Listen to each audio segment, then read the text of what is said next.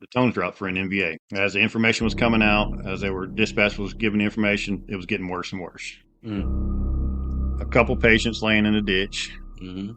One of them got T-boned and was just mangled beyond recognition, flipped upside down. Well, one of the EMTs grabbed my arm and she said, "Hey, I need you to help me over here with this patient." And it was a young lady. I have 3 daughters, and this girl, she was the same age as my youngest daughter.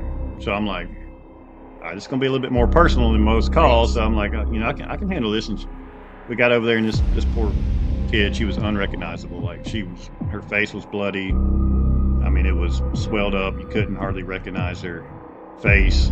She had some broken limbs, possible broken back, and she just laying there, just calm. I'll see Mr. Interstate. You know who made it. 10 on 12. You're listening to Responder Chronicles with your host, Brian Dita. Today I have a firefighter with me, a volunteer firefighter. And a lot of people don't realize that most of the United States are made up of volunteer firefighters. If there's a firefighting department near you, unless you're in a major metropolitan city or a very well-funded town or city, most of the time you're going to have a volunteer firefighter. So today I have one that is from Florida. That's all we're going to say. We're going to call him Tim. And Tim has many, many years in it. Tim, how many years you have? I started this back in 2013, so I'm in my 11th year now of volunteering with the same department. So so we had a thing at church, and there was a fire truck, an ambulance, a helicopter came in, and you met my son Right. that one time, and somebody took a picture of it because it wasn't too long ago. Somebody shared that. I'm like, oh, he looks so small, and you look. I mean, you don't look old, but you look really young then, right? So that was about 2013. So you were just like new. I was new into it. Yeah, I remember that well. That was a good day. I remember that. I remember that photo when I seen it again, and I even told him we needed to reenact that photo, and we should have done it the other day, and I forgot to do it, and I knew we should have done it, but yeah, that was when I first started. In fact, having the ambulance, the fire truck, and the medical helicopter come in, he got hooked. He got hooked on it, and I had told the guys on a helicopter, I said, I think we may have one or two that's going to go into this.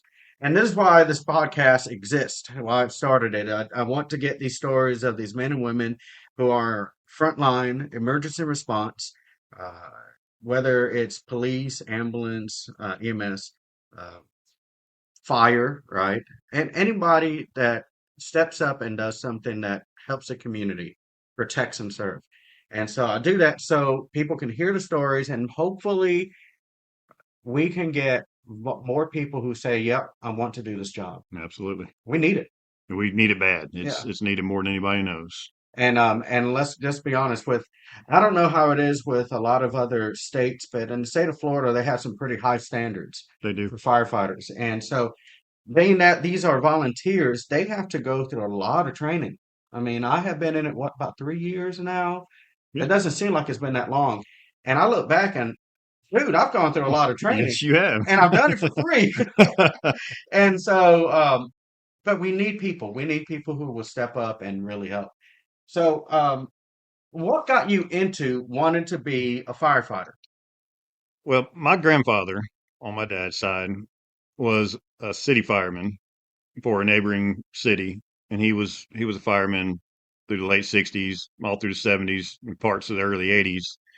And hearing stories from him, about all, and not just the cool stories about. I mean, he wouldn't hold nothing back. Like he would tell the good and the bad of it. Yeah. And to me, that helped a lot because you got to see both sides of it. You weren't going into it blind. I mean, of course, I was 8, 10 years old then hearing some of these stories, but that kind of first sparked it.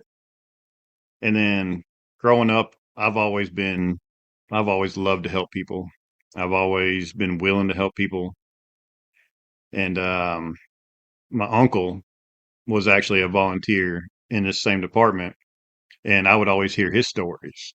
And thinking, wow, that really sounds cool. Like that's something I think I want to do. Like, and he would tell me every night, like, oh yeah, we went on this call. It was so cool. We did this. I'm like, man, I got to get into this. And then I was only, 13, 14 years old. And I was one of the ones that waited late to get into it. I was in my, 30s before I actually started. And it was just something I've always wanted to do. But having kids, trying to keep a career and a family together, it never really seemed to work out. But It's called life. all of a sudden, I decided I got to make a phone call. I called the local chief. Hmm.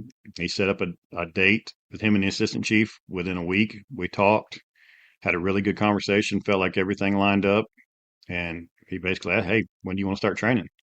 He started telling me about all the training. And like you were saying, I was like, that's a lot of training. But I mean, if I want to do it, I got to be all in. And I jumped all in and he set me up. And luckily, the department I'm with is really, really hands on and helpful about that. And they set me up and off to the races. So, No one told me about all the training, which I'm glad nobody told me of all the training that I was going to have to go through because I probably would have been like, I don't have the time for it. right. And honestly, I don't have time for it. Something gets sacrificed. And that's the thing people need to realize. Absolutely. Um, we have full-time careers. I mean, we have jobs and most of us have families. We got a young whippersnapper in here now, and he doesn't have a family. He's running and gunning the whole Yeah. time. Yeah. But those of us, a lot of times, most of us, there are calls in the middle of the day that none of us can go on. Yeah. Neighboring agency or maybe one that's retired can go on. So it takes a lot. And I'm glad that nobody told me of all the training but now once I was in it, and after that second call that I went on, I thought, I need to know what I'm doing. Right. And I was glad to take the training. Yeah. And that's part of it is stepping up and realizing that, hey, if you're going to make the sacrifice, you got to either be all in or none at all. Like there's really no room for in between because if you're not all in, you're not gonna be all in on a call that means could be life or death call. You gotta be willing to put the time in, and you did it. I did it, and luckily the department we're in really has some fantastic staff and We're members. we're a small department, Yeah, and but we do have some very dedicated folks. We need more.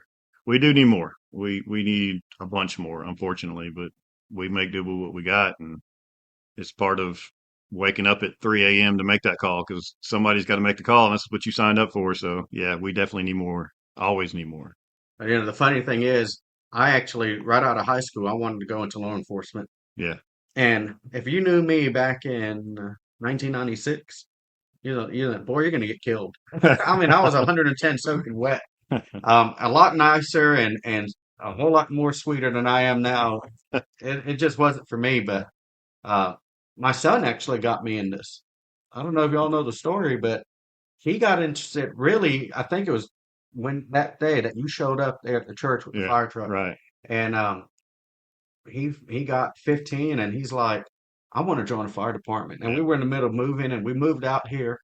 And I said, look at that. There's a fire station right around the corner.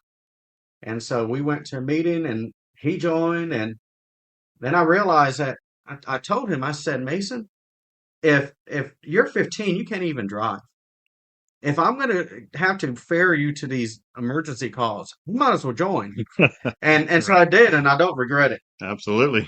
You made a good choice. I think I did too, yeah.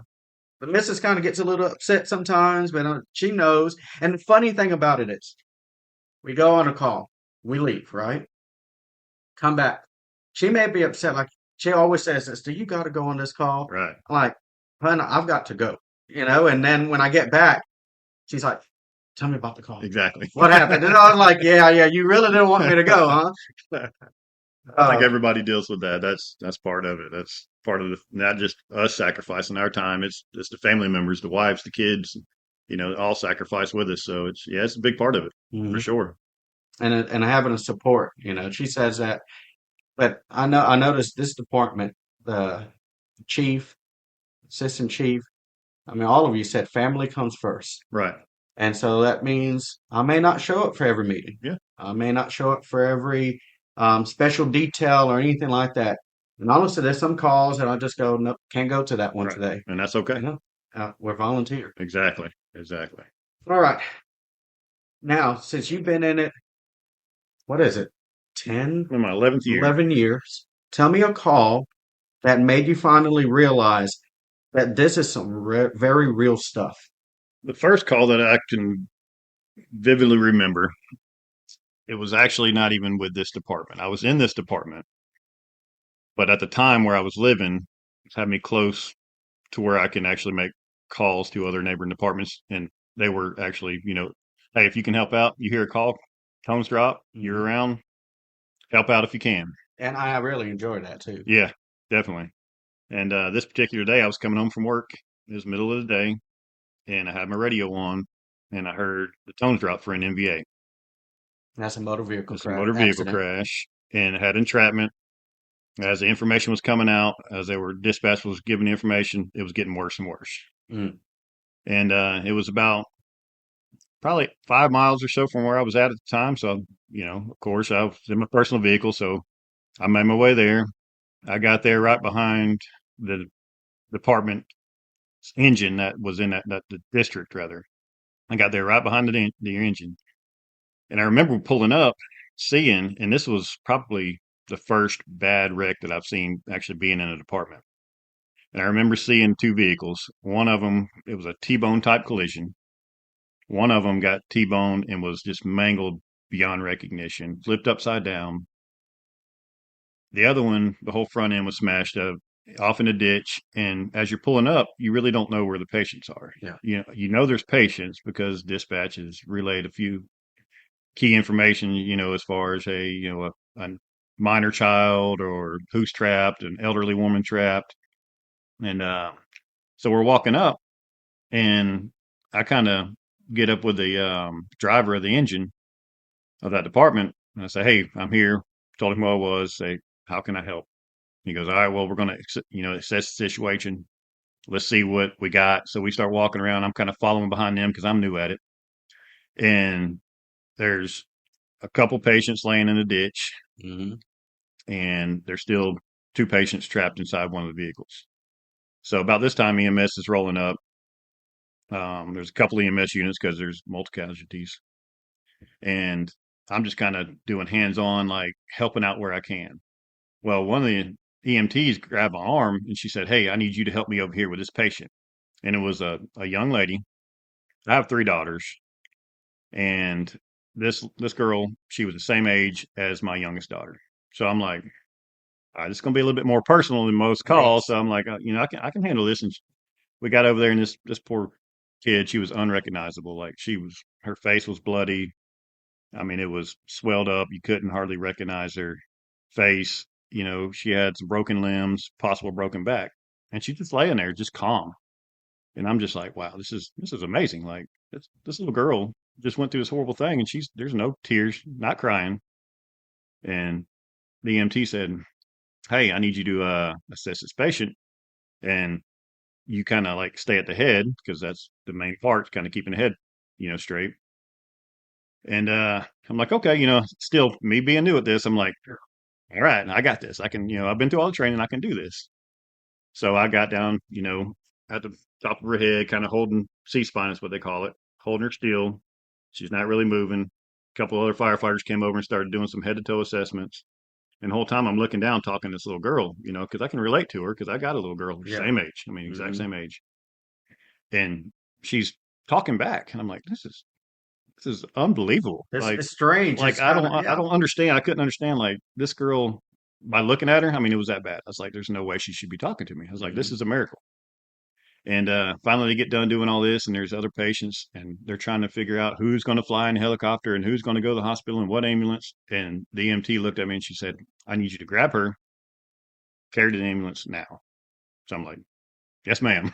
So I kind of scooped her up as easy as I could, cradled her in my arms, and we walked over to the med unit. I got inside the med unit along with this girl's older sister. Yeah. And the older sister's on a stretcher. She's getting 10 to. And the paramedic asked me, he goes, "Hey, do you think you can ride to the hospital with us? Like, I need somebody in the back of this ambulance to ride to the hospital." Well, I was in my personal car. It's parked on the side of the road. I'm like, yeah, I mean, Sure. I can do that. I mean, I'm holding this little girl. There's Yeah. nowhere to put her.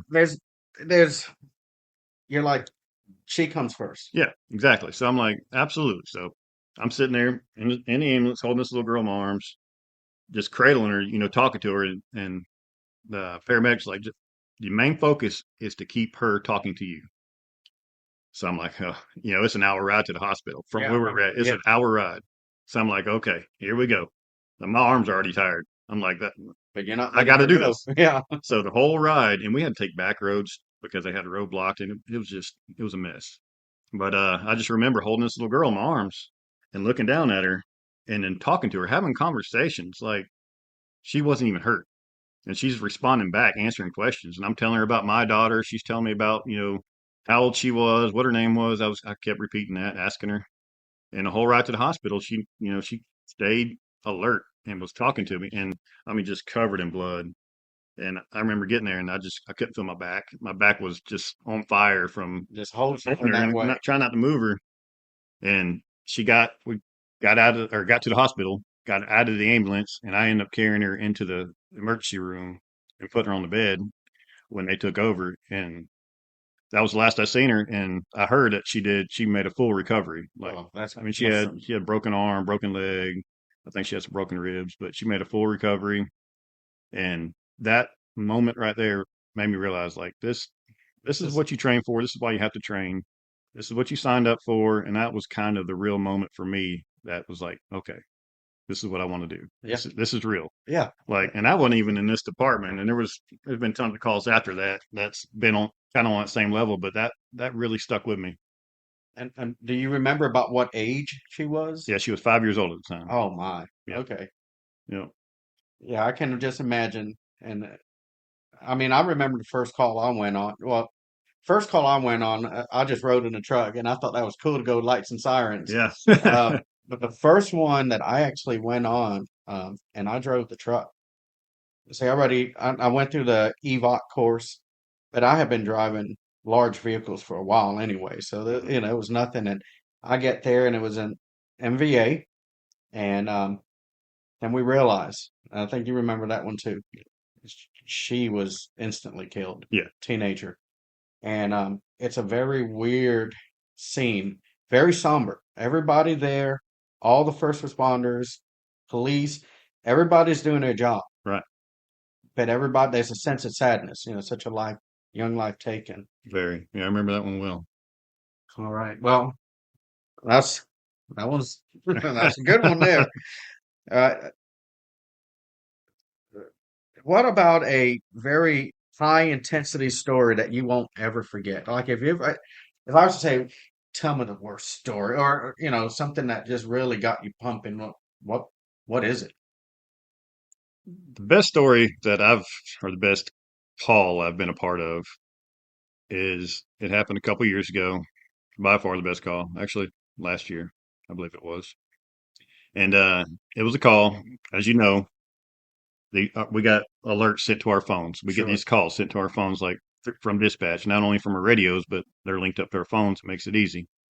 Well, I was getting ready to wake up. My alarms already went off that morning to get up to go to work, and my phone goes off like it does all the time. The alert drops. I look at the text message, and it said structure collapse. Hmm. Oh, I I'm remember like, this wow, one. I've never been a part of one like this. Is going to be something different. And then it said structure collapse with entrapment in the little notes, and that's all the details you get.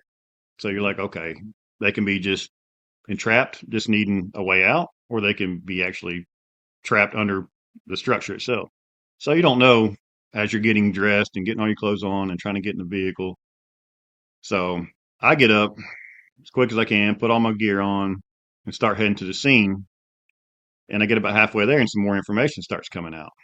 And they say it was a tree that fell on a house, and there was a little girl trapped under the tree, and that was the information. That was what they gave. So automatically, you're thinking, all right, this is going to be it's either going to be the worst case or the best case. There's really should be no in between in a Hmm. situation like that. So we're thinking, or I'm thinking, the worst case.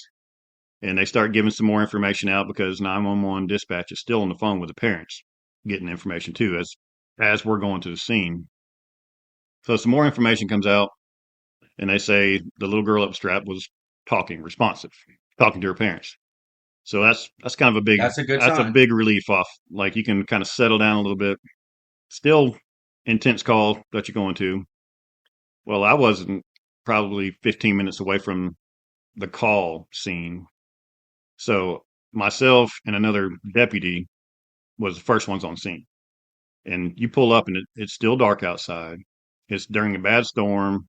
There's debris everywhere. There's no power on, so there's no street lights, no house lights. You're going into this blind.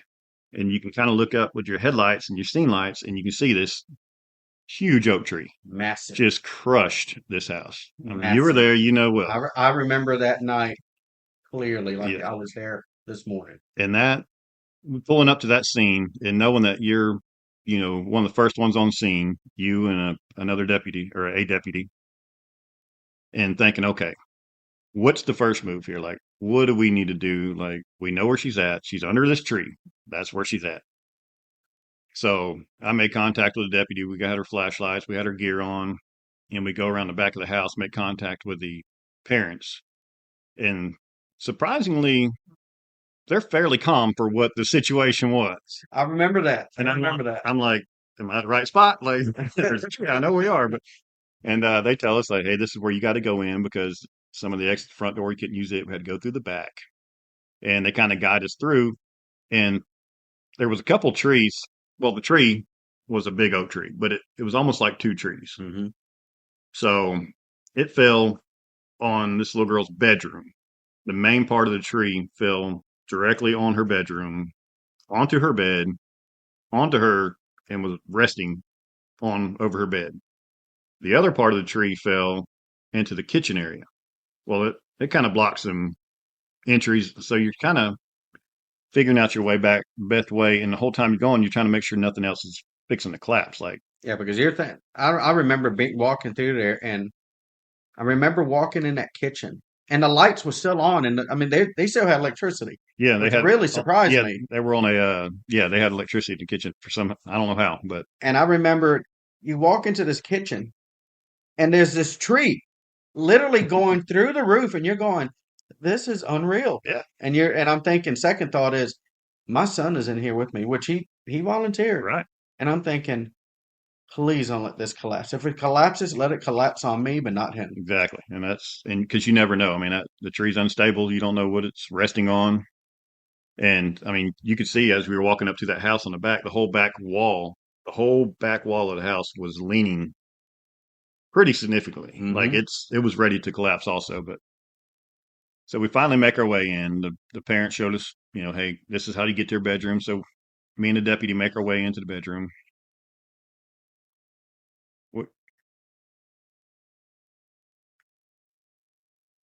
So me and the deputy made our way into the bedroom. It's dark back there, trying to shine our best way in, trying to kind of assess the situation as we're going in. And we make it into this girl's bedroom and we can see the tree. Like the tree is taking up her whole bedroom. And there's ceiling boards everywhere on the floor. Like you're trying to get a feel of where the bed is, where, everything's at. So we can kind of see part of the bed under the tree. So I start calling out to the little girl, saying her name, trying to get her to answer. Well, another situation, a miracle. She calmly says, "Hey, I'm under here." I'm like, okay. And this little girl, I mean, she's to me, she's the hero of this story. Yeah, she Like this is. whole story, that she is the hero for sure. And I told her that, told her parents this, and calmly, I'm under here. Like you can, I mean, there's a little stress in her voice, obviously, but there's no crying, no screaming. And I'm like, this is amazing. So we're trying to talk to her, asking her, hey, can you feel your feet? Can you see our light shining through? She couldn't see nothing. She was completely blocked off. The ceiling actually V'd where the tree fell onto her and blocked her vision from seeing us, blocked us from seeing her. And as we started, you know, getting more details and seeing what was actually happening with the tree and trying to figure out, what it was actually resting on. Of course, all these other responders show up. You guys showed up. I mean, the world. Neighboring, showed up. oh, absolutely. I mean, countywide showed up.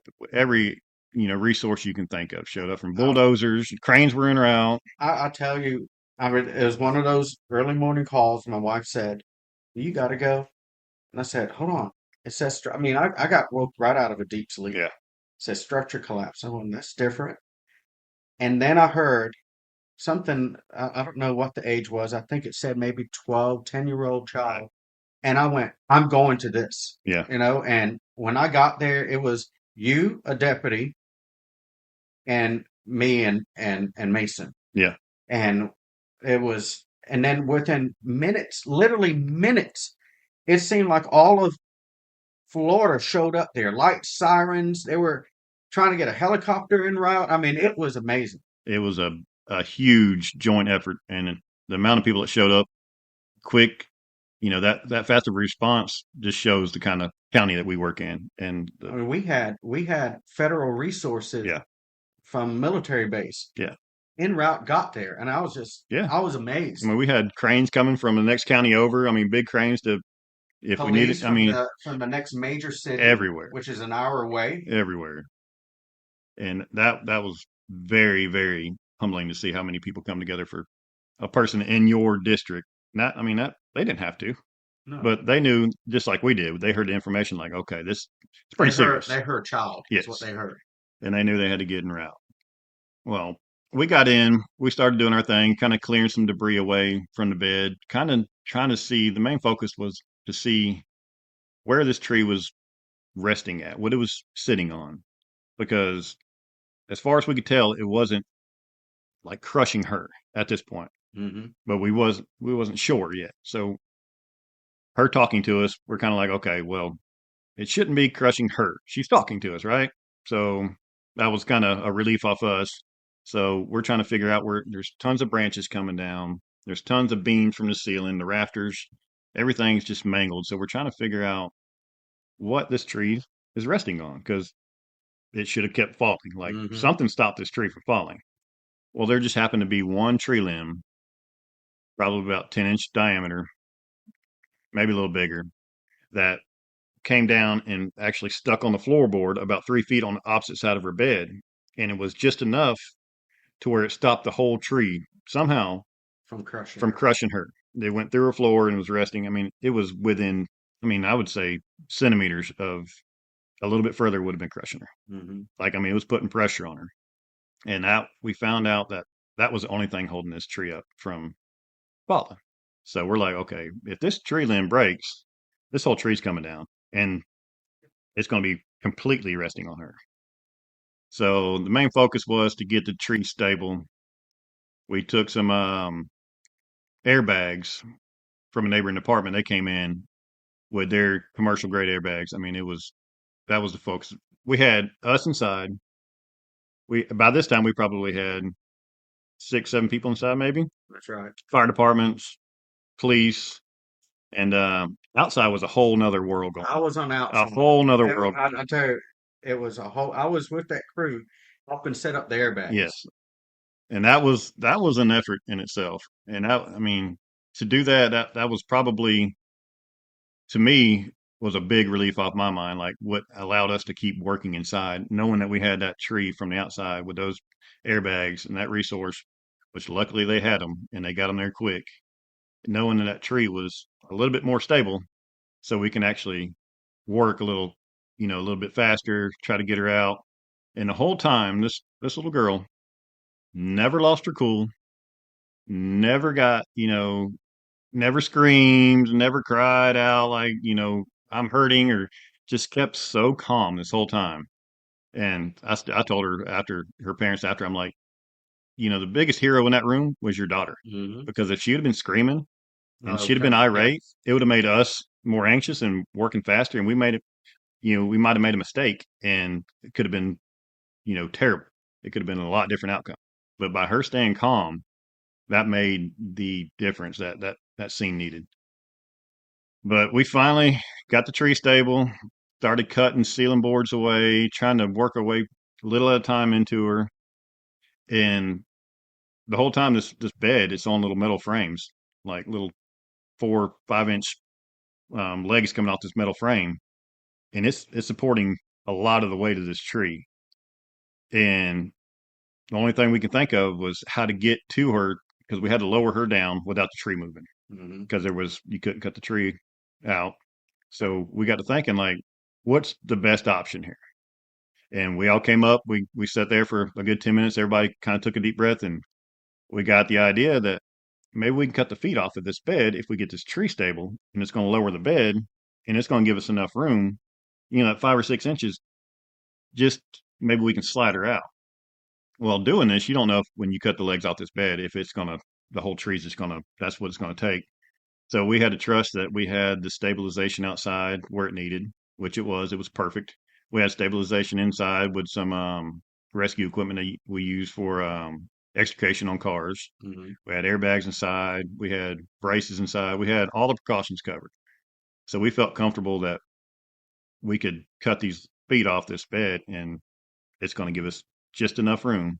Now, the whole time we're doing this, you got a firefighter in there who's also an EMT, and he's pushing medicine that's being fed through him from the outside, like through a window, Hmm.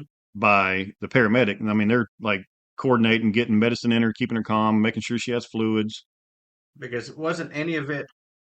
She was actually being held down. She's yeah, her, She her was pinned, she was but pinned not on her side crushed. here. She wasn't crushed. She could still breathe. She can feel her stomach going up and down. She said, but she was pinned where she couldn't move. And so, one thing I've learned, especially after this, is if you have a limb or a body part that is compressed, and let's say you go ahead and just move something off, it's been there for a while, that blood is clotting up in there, Right. and I mean, you think you're saving them, Yeah.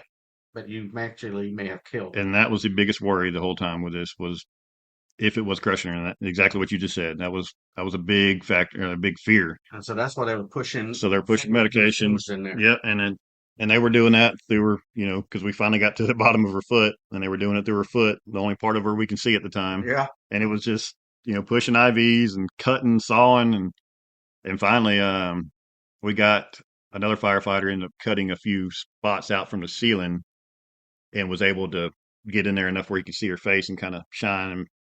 And they made face contact, and which that was a big step in it. And finally, we're like, all right, we think we got everything stable. Hmm. I think we can cut these legs off this bed. Hmm. We're going to do it real slow. We ended up bracing under the bed. Um, that way, when we cut the leg off, we can slowly take the braces out instead of it all falling at once. So we cut the first leg off. Everything seemed to go pretty good. We're like, all right, I think this is going to work. It dropped a little bit. The tree never moved. We had people watching all sides of the tree. If it moved, everybody stopped. Tree never moved. So we made a decision to go ahead and cut the next leg off. Cut the next leg off of the bed, and it fell down probably 5 or 6 inches. The bed The did. bed fell down, and we're thinking, okay, this should be all we need. I think we can get her out of here. Well, when it did, there was the beam from the ceiling kind of was in a V shape, and it was kind of that was what was pinching her on her side. It was Hmm. resting on her side underneath the tree. Hmm. So that we kind of determined it wasn't really like it didn't penetrate her. It was just resting on her, holding her in one spot. We can slide her over, and everything's going to be fine. It didn't cut off enough circulation where it's going to cause any blood clots. So we kind of slid her a little bit at a time, asking her, hey, if anything starts to hurt, anything changes, you let us know. So we slid her a little bit. Everything's fine. She was saying, okay, I'm good. Everything's fine. So we slid a backboard in, got the backboard under, and we started easing her out, inch at a time. Slid her a little bit. And finally, I mean, this was what, it going for over 3 hours? About 3 hours. And I mean, this was an ordeal. We finally got her out. And the whole time she's Calm as can like, be. okay, you got me out now what? And all we could think of was tell her, all right, well, you don't have to go to school today. Like you're getting a day off school. And she But kind of smiled. When she smiled, that was like, all right, she's okay. I would have showed up to school personally and made sure they didn't get her in trouble. Yeah, she was covered in head to toe in dust. And I mean, it was that scene, that was probably the most intense and the most, satisfying, gratifying call that I've been a part of because the outcome of that call, that just shows you the work of God and how strong these little kids are, and how they can stay calm in a situation where most women, grown Would men and freak women would out. freak out. And that because I've been on calls a lot less than that, where they stub their toe and the whole world's over, and just, but she stayed so calm, Oh, and that made the whole difference of that whole call was her staying calm, where we could stay calm and do what we needed to do. I remember hearing her mom pray with her, Yeah, you know, and I thought this is a Christian home. yeah, And then, and I remember, I don't know if you knew, but the station that we do a lot of mutual aid with, it's a bigger station. They have full timers in there, and they're one of the ones that came up there and did a lot of work with us. right. Glad to see them. Uh, the day before, the afternoon before, they had a really bad call. Yep. Um, a teenage girl committed suicide. And they responded to that call, and it tore those guys up. And so for them to come to this call and everything turned out right, Terry, the exhilaration and the relief on their faces, they needed that win. Yes, They needed that win. they did. They definitely did. I remember that call also, and that's what people don't realize about the community that we're in. It's a small community. 9 times out of 10, the call we're going to know the person. That's right. And same situation here. We knew who it was. We knew the people, and that has a big impact on, you know, after the call. You get a call where a teenage girl commits suicide, and you're first on that call. That sticks with you. So yes, when they come on the call the next morning and they have an outcome like that, that can make a difference from somebody staying in the department or somebody quitting. And this is a platform like this is also good to just talk about it, Yeah, because it feels better. And I don't know how to explain it. To just talk about it. yeah, And absolutely. these guys, and then that's one thing I'm glad you brought up. We're in a small community, and most volunteer firefighters, they live in the community that they volunteer for. And if it's a small enough community, like where we're at, like you said, 9.9 times out of 10, you're gonna know that face. They're gonna know you by name. That's right. And one of the things that when I was outside and everybody was just starting to get there, I didn't know this family. I didn't know the girl, but I knew the grandparents. Right. And the grandparents came down the road, saw me, and said, Brian. And I didn't make her any promises. I said, we're going to do everything that we possibly can do to get that little girl out. And we did. And after the call, it shows you another kind of, a testament to what kind of community and county we live in with the surrounding departments. After that call was over, everything was settled. We knew everything was fine. Everybody got together in a circle and prayed. Yeah. Pray for a little girl, pray for the family. And a lot of departments don't have that like we have. I mean, it wasn't even, you didn't have to ask anybody. Everybody knew, all right, It's time. hold hands. They just all gathered together. Yes, sir. No one gathered anybody around. No, and Yeah. that's good to see in departments because That's definitely a high intensity one. I remember that one clearly. All right, so let's talk about something a little more light. We see strange or even at times funny stuff. I mean, I've got stories I'm not even going to share because it just, and I've only been in it really Yeah. active in the last 2-3 years. And I mean, the stuff I've seen, I go, you can't make this up. no. You can't make it up. So what is one that you want to impart to these listeners' ears? A lot of them have to do with creek calls. We go on a lot of calls on rivers in our district. Probably kind of gives it away, but it's a big part of what we do. It is. It really is. They're in the summertime, late spring into fall. Yeah. Fridays and Saturdays. Be ready. Be ready. Have the boat gassed up. We've been on calls where the biggest thing, if you're listening, if you get stuck on a river, stay on the river. Somebody's going to come to get you if you make contact. You call 911. Just stay put. We had people on this particular call. They decided not to stay put, Mhm. and they were at a dead end. They couldn't go any further on this particular spot. So they thought, no cell service. They've already called 911. We were en route. We were coming to them to get them. They decided that, okay, I'm going to just see if I can walk to a road. They didn't know where they were at. They're like, there's got to be a road close by this creek somewhere. Well, these people leave the tubes and start just trekking through the woods about 10 o'clock at night, pitch dark, not knowing where they're going. And we're talking Florida. Florida, Alligators, snakes, snakes, alligators, everything. mosquitoes, yellow fly. I mean, everything you think of. I mean, these people end up being ate up with all kinds of bugs. But we come to find out, they ended up making contact back with 911 before we got the boat in the water and said, hey, we're walking our way out. We're going to try to find a road. Okay. Worst thing you can do. So we knew about where they were at. Mhm. We knew the location we can pull up on GPS. So we're like, all right, here's where they're at. Zoom out. There's no roads close to them. Like, they're not going to find a road anytime soon. We're not going to walk into them anytime soon. So how can we go about this? So me and the assistant chief were like, all right, well, there's a road over here. Kind of start pulling up roads and best options. And if they're even able to drive down some of these roads, a lot of them are washed out. They don't maintain some of them. And we end up getting probably within maybe 3/4 of a mile from them. We couldn't really, we were hollering to them, trying to get them to respond back. We knew what direction they were, about what direction. And we thought we could faintly hear them. So we're like, all right, we're going to make a decision to take off walking. We're going to see if we can get to them. Well, we start walking. It took us a pretty good bit to get into them. And as we're getting closer, we're talking to them and they're hollering back, trying to, you know, figure out what the best route, because you're going through creeks, you're going through bottoms, you're going through just Swamps. the thickest stuff you can find. Yeah. You're trying to, as you're walking in, you're like, what's going to be the best way out? Like, can I come back at the same trail or is there a better spot here? And it's dark, you can't see. Spot that we've never been to. So we finally make it to them. And these poor people, for some reason, they decided to take their shoes off Oh, as they're walking. no.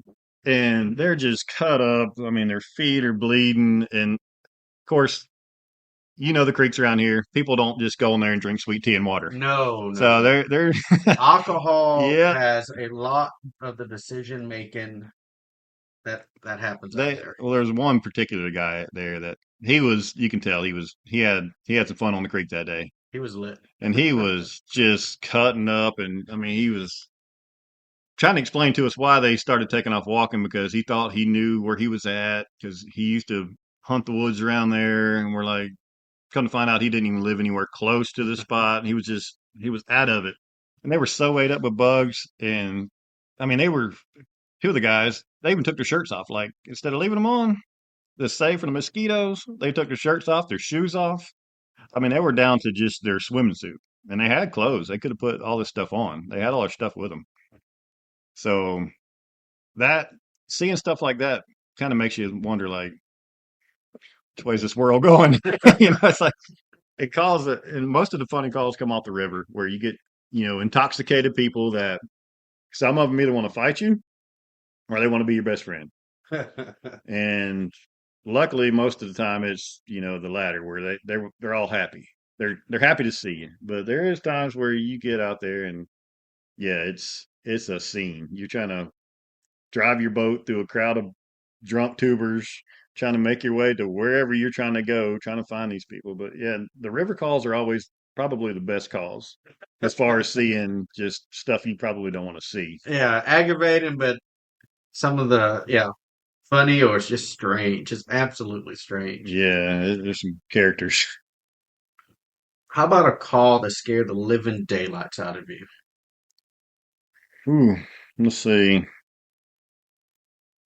The scariest calls that you go on, and I've been in a few, structure fire calls. Those don't worry me at all because you rely on your training.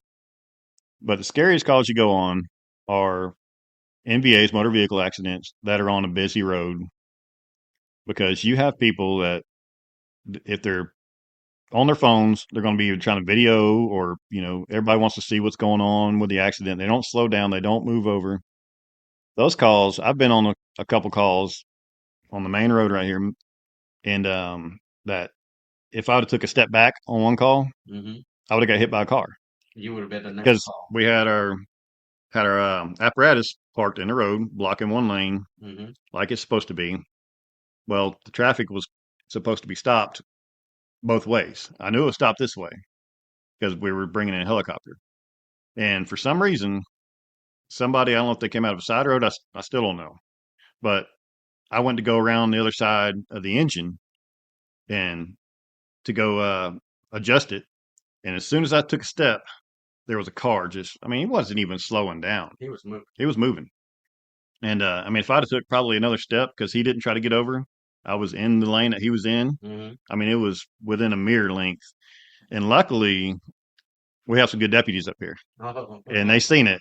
And the deputy that was blocking traffic on this end, yeah, he didn't let it slide. So he did his thing and went down the road and pulled him over. I still don't know how it turned out, but those are the scariest calls that you're going to have. To me, is anytime you're working on a call on a road because you got distracted drivers. Yeah. And they're not slowing down. They're not moving over. They're not paying attention. They're either going to be videoing what you're doing and not paying attention to oncoming cars, or because a lot of times, we don't always have the luxury of having a deputy on No. scene to hold traffic. We got to do that ourselves a lot of times because it's a rural area. And a lot of times they don't make it to the scene as fast as you would like them to. So you're playing, the cop as well, trying to direct traffic best you can while you're trying to work the scene. And you know how many log trucks come down these roads, semi trucks, and they don't like to slow down either. So those are, to me, that was probably the most worried I've been on a call because after it happened, I'm like, that could have been bad. Yeah, and that shook you up. That could have been bad. And I haven't been on a fire call that's been like that. Like they've all went pretty smooth. Just going into buildings that's on fire. That's what I like to do anyway. I don't know why I'm weird like that, but well, I mean, that's why you're being careful. Yeah. EMT. Well, talking about it, I know this isn't a question, but fire calls. I've been on one structure fire, and I have never been more exhausted in my life, but also never had so much fun. Yeah. Is it like that Yeah. for you? Okay. Oh yeah. Yeah. It's pacing yourself is the biggest thing. Knowing not to push yourself too far when you have other people, because most of the time on structure fire, we got a lot of departments coming to help. So you have people that, can take over a role if you get exhausted. Some people try to push yourself a little too far, Mm-hmm. and it's been happening a lot lately. It's hot as it's been, Oh yeah. and getting exhausted, but that's the biggest thing. I mean, it gets me too. I mean, I try to stay in shape the best I can, and you're wearing a lot of weight. I mean, you're wearing all your gear. You're fighting a fire that's hundreds of degrees and pulling hoses and pulling ceilings down and just even pumping trucks. If you're just sitting up there pumping a truck, jumping back and forth, up and down, I mean, that gets exhausting. And you got to know to pace yourself. And that's the biggest thing, is not to try to do too much. You'll see a lot of people, new guys especially, they'll jump off a truck running. Like they're ready to just run and grab a hose. And by the time you grab that hose and you ran over there and grabbed it and pulled it and you're already tired. That hose is heavy. Just walk over there, grab it. Just steady pace. Especially if there's nobody else pulling that hose with you. I mean, you're wore out before you even get to the door. Exactly. And that's what gets a lot of people is trying to be the first one to get on that nozzle, because everybody likes to have the nozzle to get there. So they want to be the first one. So they're running, and that's the biggest thing. Just pace yourself, slow it down a little bit. Tim, with all your experience over the last several years, what are some words of wisdom you like to, if you can talk to somebody coming in, or maybe somebody's been in, what are some words of wisdom that you like to share? I would say the biggest thing is look at your community. And if you're the type of person that loves to help out, that loves to be involved with a group, that wants to make a difference in your community, seriously give volunteering with a fire department, your local department, some thought. Don't be scared of it. There is a lot of training that goes involved with it, but that training, you can carry that training over into your everyday life. Like you can get certified to do CPR, and you have that in the back of your mind that when you're with your family on vacation or anywhere else, Right. all this training carries over, not just with the department. So there's a lot of benefits to being with a volunteer department, that with the training aspect of it, from having a second family, support. If you need support anyway in your life, I mean, volunteer departments, they can offer a lot of that support that you may not have anywhere else. Like there's a lot of people out there that they don't have good homes that want to make a difference, that want to know how to do certain things and where they can make a difference. Stop by your local department and talk to somebody. Just make the first step to talk to somebody about what it takes and let them know you're interested, and don't be scared of it, because that's the biggest thing a lot of people get into when they see the hours that it might take to be certified, to actually run calls, to make the next step. It can be overwhelming, but the way they do it now, a lot of it's online. They make it pretty easy to do as far as getting your hours in. And I would say the biggest thing is make the step, like take a chance. If you think you want to join a department, don't hesitate. I waited a long time. I waited till I was in my 30s. I should have done it a lot sooner. I wanted to, but I never did, because I was like, well, I don't have time for it. Well, I could have made time for it, and I just didn't. And if you just make that, take that chance and take the first step, you'll realize, wow, it's pretty easy. Like it can happen. Awesome. Well, thank you for your stories, and I'm sure we can always have you back. Yeah, absolutely. And Yeah, sure. I left some details out of some stories. So, well, you're gonna but I was trying to think of all of it. I'm like, yeah, you're gonna think of a couple later on. You're gonna be like, oh, I should have yeah. done this one. All right. No, Well, I'm glad you're doing this, and I'm glad you decided to join also. And I think this is going to be a good thing. I don't have any regrets joining. Yeah. And what was it that I was gonna say? Oh, one guy that I work with, he said, Brian, why do you do that? He said, to me, it sounds so dangerous what you do, running into buildings on fire or people who are sick. And he said, if I'm going to do that, I'm going to get paid. I went, it would be nice to get paid. I said, but somebody's got to do it. Yeah. And it's the most fun I've ever had in my life. Yeah. So. It's fun. It's definitely fun. All right. Thank you, Tim. And thank you for listening to Responder Chronicles, where you can always tune in and hear stories from these men and women who are just laying it all out there on the line. Call Team is clear, state. You know who made it? 10-4, 12.